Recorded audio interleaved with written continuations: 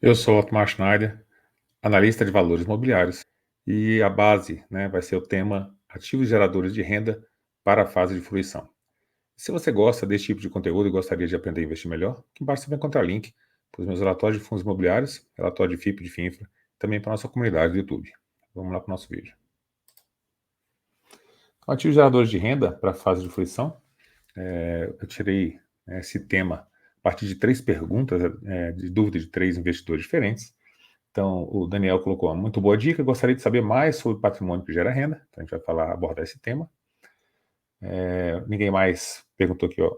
Uma dúvida: depois de chegar ao patrimônio ideal, para eu viver de renda, ainda vou precisar reinvestir a parte dos dividendos ou as ações dos FIIs de tijolo? Então, o FII de tijolo e as ações que pagam dividendos precisam ser reinvestidas, a parte desses rendimentos?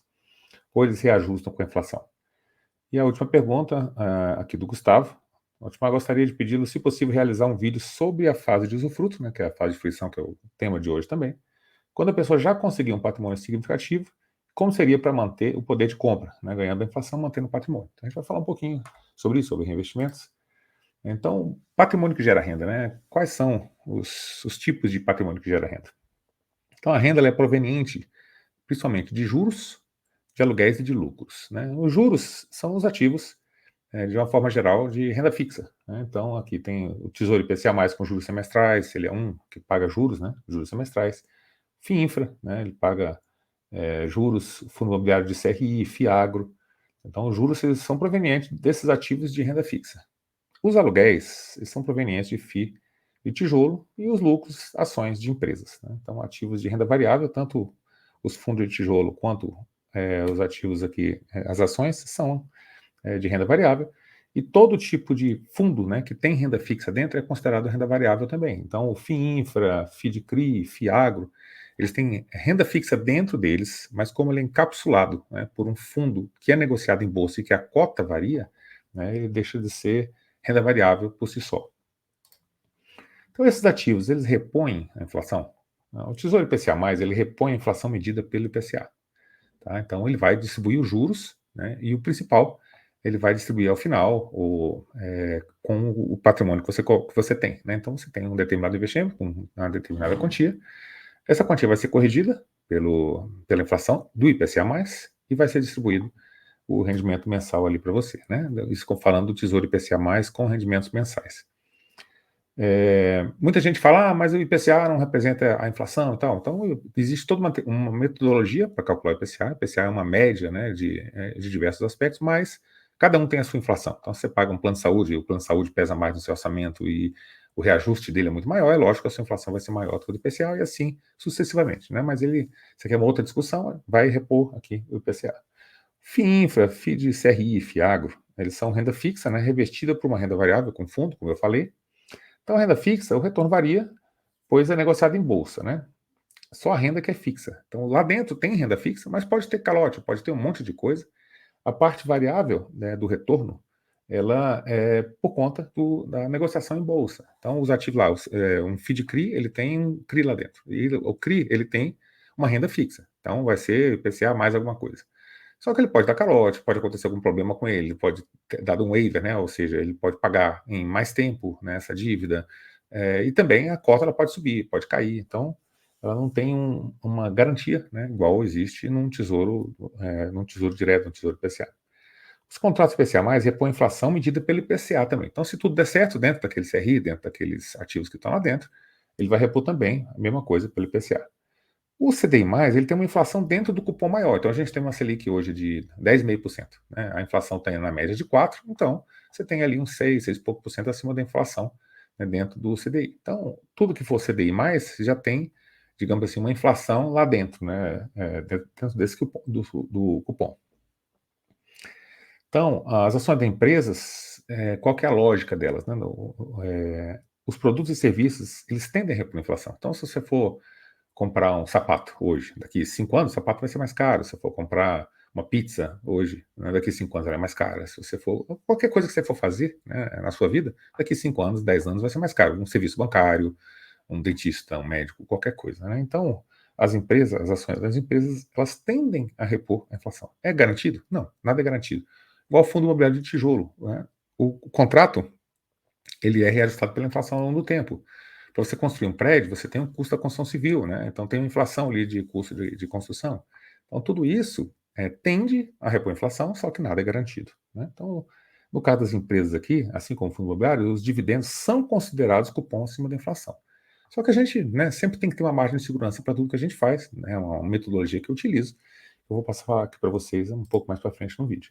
Então aqui eu peguei, né, uma renda do Tesouro IPCA+, com juros semestrais, foi de um vídeo que eu já fiz, uns 10 dias atrás mais ou menos, eu peguei o mesmo slide, aqui eu simulei, né, digamos que a pessoa juntou R$ 1.000.000 ao longo da vida inteira, né, 30, 40 anos guardando dinheiro, você conseguiu juntar R$ 1.000.000. Então, quanto seria R$ 1.000.000, né, hoje, na taxa atual? Né? Então seria aproximadamente isso aqui foi uma simulação lá no site do Tesouro, seria 52 mil por ano. São dois cupons aqui, né? Você pode ver essas duas linhas de baixo, onde tem o valor líquido aqui descontado do imposto de renda, 25 e 26, somando os dois aqui dá em torno de 52 mil.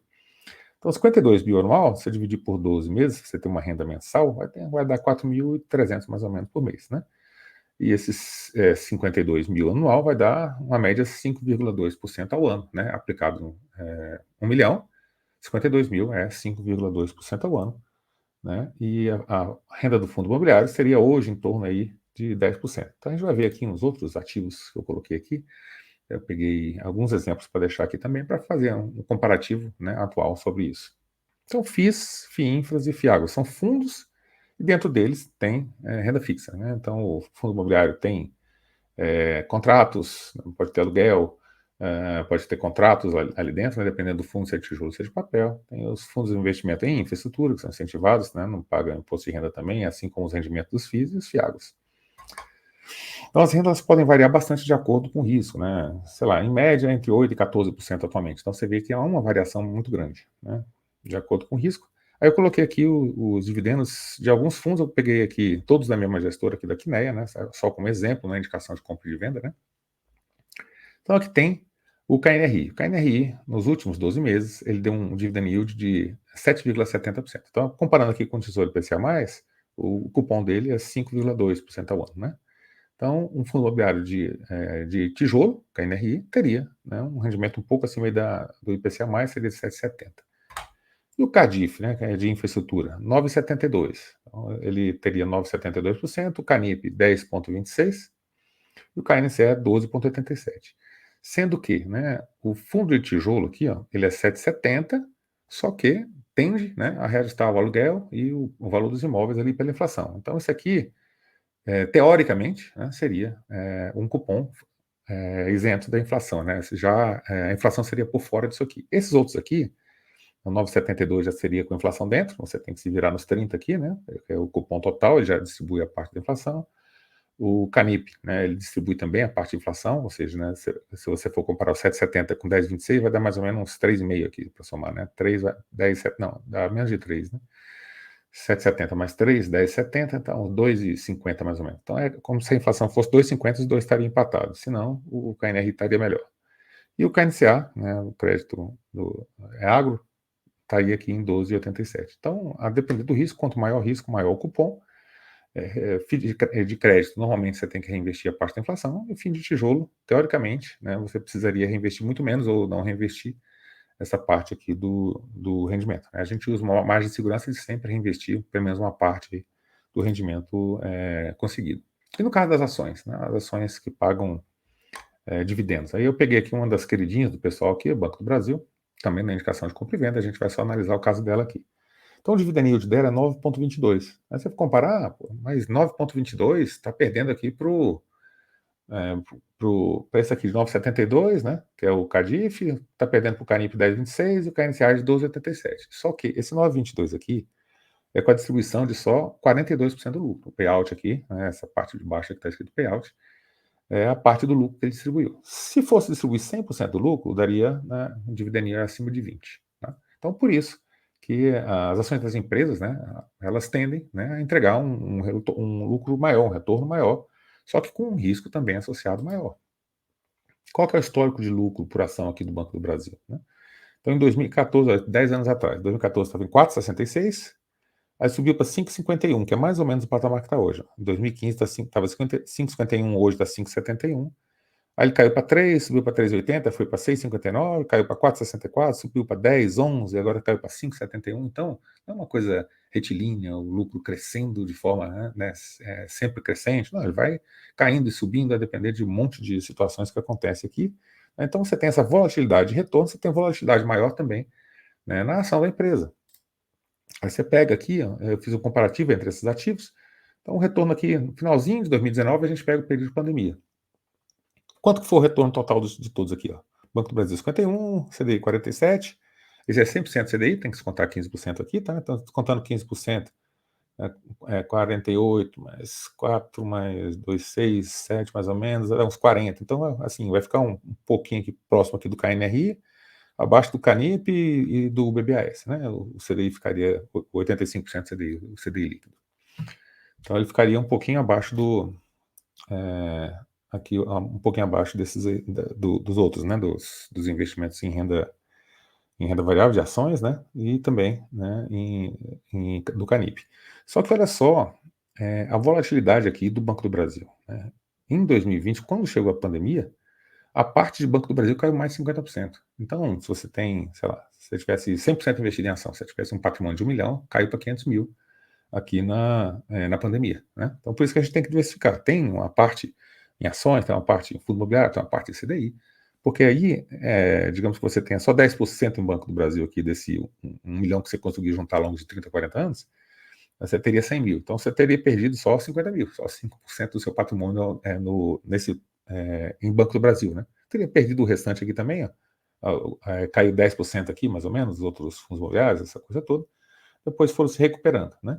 Então, o retorno das ações ele é potencialmente maior, mas a volatilidade também ela é muito superior, né? E os retornos eles são bem mais incertos também. Então, vale a pena investir em ações, vale a pena investir em fundos, né? Em CDI, em renda fixa, de uma forma geral.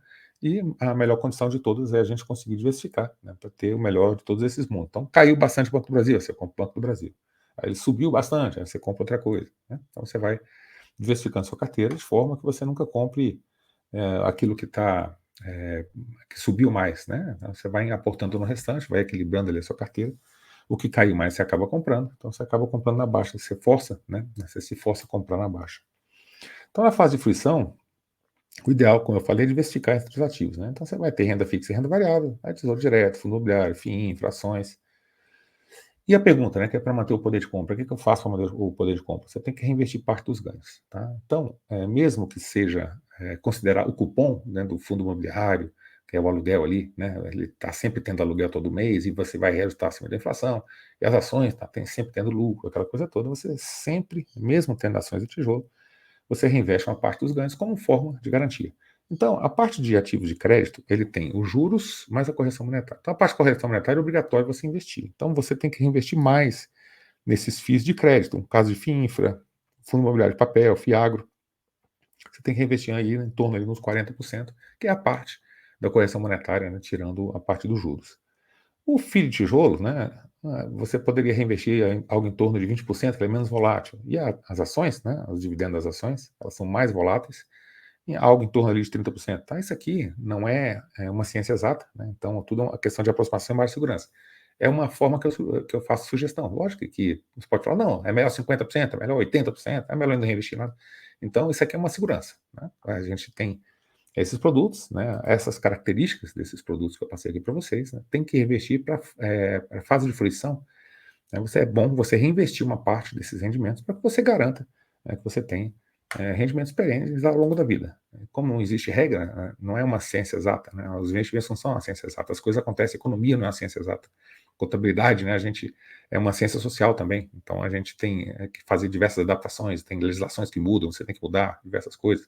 O mais um é sempre dois, né? Então vai depender de um monte de coisas. Então, quando você não tem essa certeza completa, você tem sempre que reinvestir, né? Em qualquer tipo de ativo, você tem que reinvestir uma parte para você garantir, né, o seu poder de compra. Então é isso que a gente tinha para o vídeo de hoje. Espero que você tenha gostado do vídeo. Gostou do vídeo? Deixe seu like, se inscreve no canal, deixa um comentário aqui embaixo. O que você achou, né, dessa exposição? Você investe em vários tipos de ativos também? Você já alcançou a fase de fruição? Né? Como é que você está fazendo com os rendimentos da sua carteira? Conta aqui para gente. Muito obrigado por ter assistido nosso vídeo. Até o nosso próximo vídeo.